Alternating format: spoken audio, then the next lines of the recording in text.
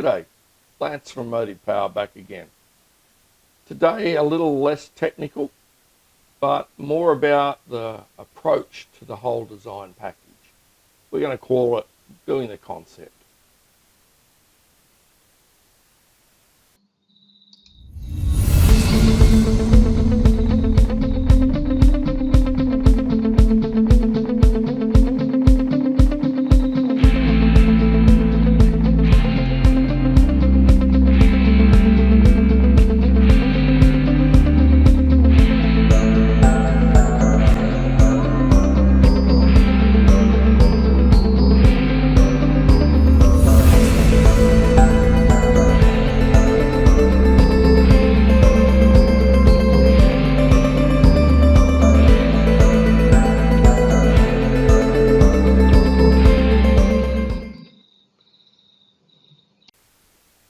So I say it a lot, I get sick of saying it, but for legal reasons, this is not advice. This is merely guidance for your further study and investigation. To date in this series, we've talked a lot about the actual technical requirements, how to put them together. And yes, there's more of that to come. But I wanted to talk a little bit about the actual procedure of the design. There are a lot of steps here. And if you've been listening, and I hope you have, you'll find a lot of them need to be done in parallel. How to achieve that? Well, you just have to do them in parallel. It's an iteration. But you can simplify the process. So firstly, starting with some terminology today, I'm going to use the term application. It's not an app. It's not software. The software industry has screwed the dictionary once again and stolen the term and used it incorrectly. An application is not a thing. It's what you do with the thing. You know? This is a mouse. The application for the mouse is to control computers. So the mouse is not an application. It's a thing. So when we talk about vehicles, we talk about applications of the vehicles. What do they do? How are they applied? What use are they put to? Is it for forestry or mining or construction or recreation? They're all valid applications. And knowing that application is important. It's probably the first step of the design. What is this thing for? And then you get an understanding of what's needed to make it happen. The first step, and the reason we started this series with tyres, is that ground interface is what you need to understand first. How am I going to get my performance to the ground? How much load carrying versus traction? How, do I need one axle driven? Do I need them all driven? Again, where's it going to be used? How's it going to be used? What's the likely tear mass? What's the lightest, or reasonably the lightest I can make this vehicle? And then, of course, add the mass that you're going to carry. And that'll give you a guide as to how heavy this thing will be, and you can back check your decisions on tyres and crawlers and so forth. Somewhere in there you'll get a ratio of driven to undriven wheels. And then you get to the point where, I need to work out how many of these wheels are actually suspended.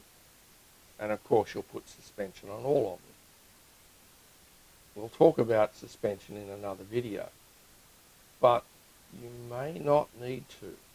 And again, it depends on your definition of suspended. Lots of loaders, the suspension is just the ability for one half of the vehicle to rock. But even if you've got a truck-like vehicle, you may not need suspension on all axles. There are, in fact, many vehicles that are not fully suspended. And a case in point is this missile transporter. Russian unit. NATO calls it a frog. Oh, we get it in the centre of the screen there. These two centre axles are not suspended because they don't need to be. Firstly, the tyres are big and baggy, so there's a certain amount of suspension in them. But this is a slow speed, relatively heavy carrier, and it just doesn't need the suspension.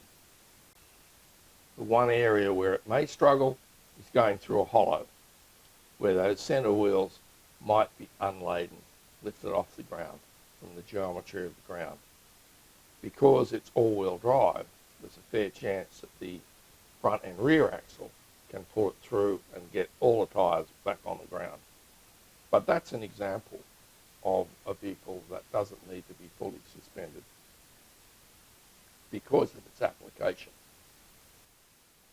So now we get to the psychology and the philosophy of the design, and a little less on the technical. The first thing to decide is what the customer wants.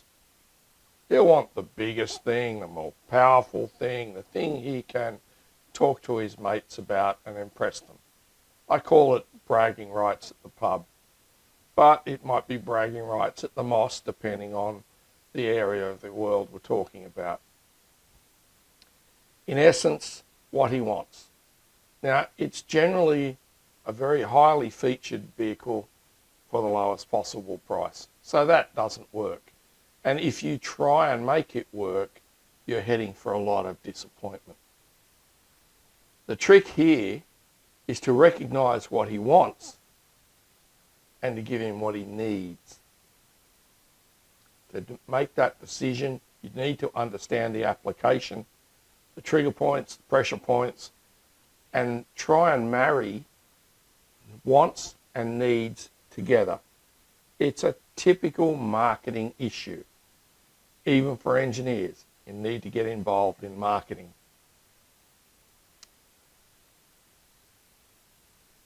You also need to make sure the vehicle can do the job readily, with reserve. Otherwise, they're going to flog it to death. They'll never be happy with it because they have to work it so hard to get it to do the job.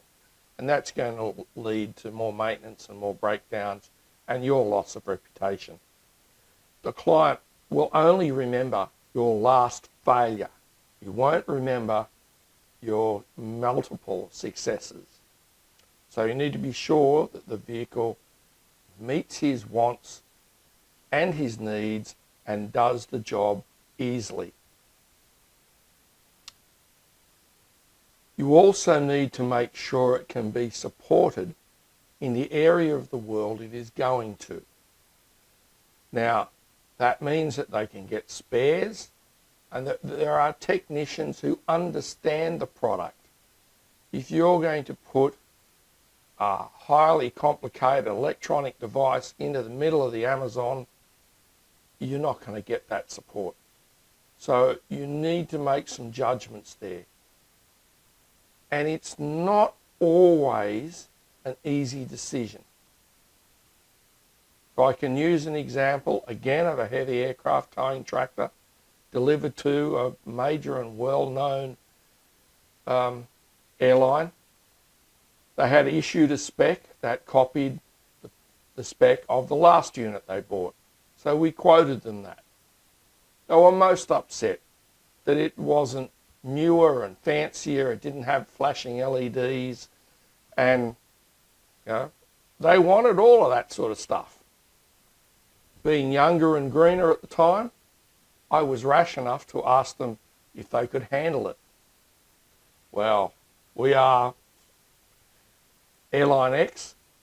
We fly jumbo jets, we've got satellites, we've got radars, we know all about all this sort of stuff. So we provided the tractor they wanted. And in particular, it had a steering system with flashing LEDs. The system lasted a week, and I got the ubiquitous angry phone call, the so-and-so thing doesn't work, it's gone berserk, come and fix it. So I wandered down. The steering was electronic and all of the components were in an electrical box. I opened that box and all the water ran out. They had steam cleaned the electrics, and hence everything had gone berserk. Yes, that was a famous airline. Yes, it has 747s and radars and satellites and all the rest of it.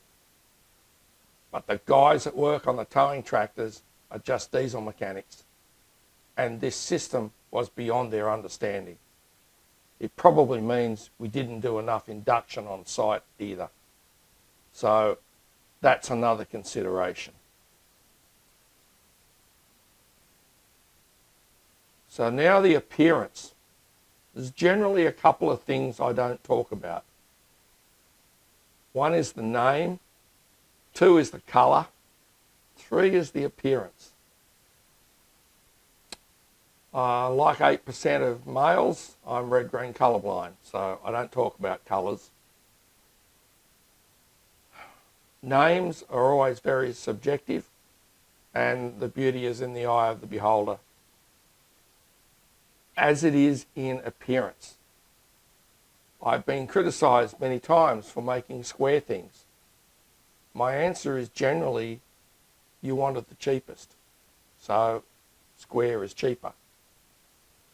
But you're going to need to make a decision fairly early on as to what this thing looks like. Is it going to be sleek and sexy or just look like a brick? Those sorts of decisions will influence the way it's designed. Does it have to be carbon fibre or fiberglass to get the sleek and sexy lines? Or does it have to be folded sheet metal because it's going to look like a box? Obviously, there's a mix, there's a compromise in the middle somewhere, but you're going to have to make that decision quite early. And then we get to marketing. What do marketing want? Usually it's the biggest, sexiest, best machine at the lowest price. Yeah, just like another client. But you've also got to ask yourself, do they know what they're talking about? Because often they'll be parroting what they've been told by a client. And that's not necessarily in your best interest. You need to be sure that there is a strategic vision. Essentially, you want to win the war, not the battle. You want to be able to design a product that will continue on and be a success, not a one-off wonder. So talk about it with marketing, make sure they know what they're talking about, and work out some sort of strategic plan.